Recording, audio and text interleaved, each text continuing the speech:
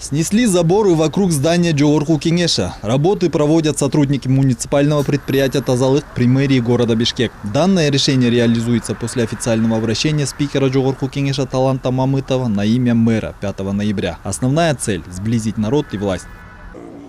Между властью и народом всегда должен быть открытый диалог. И у народа должна быть возможность всегда прийти, задать те или иные вопросы, имеющиеся парламентариям. На сегодняшний день каких-либо вопросов, которые должны утаиваться, у власти нет. Мы должны максимально быть открытыми, прозрачными. Конечно, проблемы есть, и все недовольства одним разом решить невозможно. Но, однако, мы готовы к обсуждению этих вопросов и вместе с народом принимать решения в решении этих проблем. В своем выступлении Талант Мамытов отметил, что исполняющий обязанности президента премьер-министр Садыр Джапаров сидеть в Белом доме не будет. В результате Белый дом перешел под контроль парламента, а двор находится на балансе мэрии. Исполняющий обязанности городского главы Балбах Тулебаев рассказал о новых изменениях, которые будут внесены. Забор будет демонтирован, фонтаны исправим и, может быть, улицу Панфилова откроем. Ведь раньше это была обычная улица. В определенные часы, может быть, будет закрываться, но в целом будет открытая улица. Это мы еще обсудим.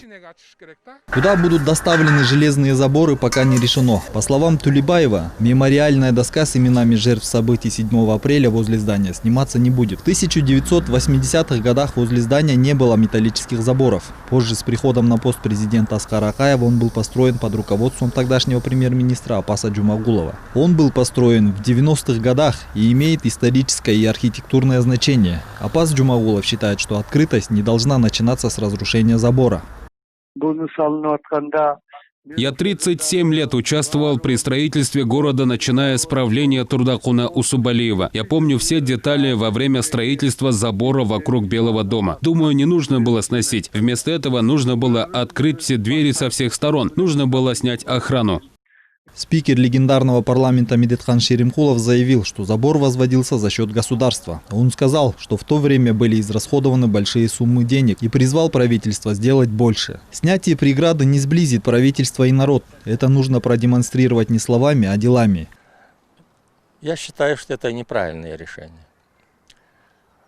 Когда я работал, вокруг Белого дома забора не было.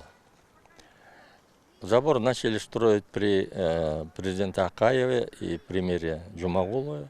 Я вначале был действительно против этого забора. Но что случилось, что случилось. Забор сейчас стоит.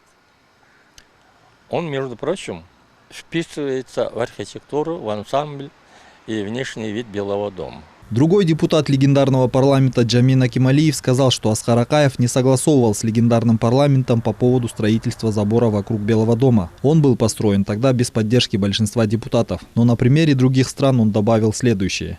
Я объездил почти весь мир, как историческая память, что ли, такая архитектурная, потому что Белый дом, огражденный таким качественным металлом, ничего такого плохого я не видел. Вот в Москве, допустим, все вот такие железные ограждения, которые были еще в 19 веке, они сохранены и внесены в список ценностей для Российской Федерации.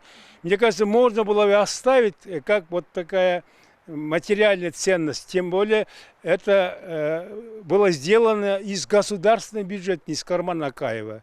Отметим, сегодня сложно представить стратегический объект без забора. Он стал свидетелем 2 революций в 2005 и 2010 годах и в 3-й раз был растоптан в этом году. Азамат Кенджешев, Тынчтык Кульбаев, Нью ТВ.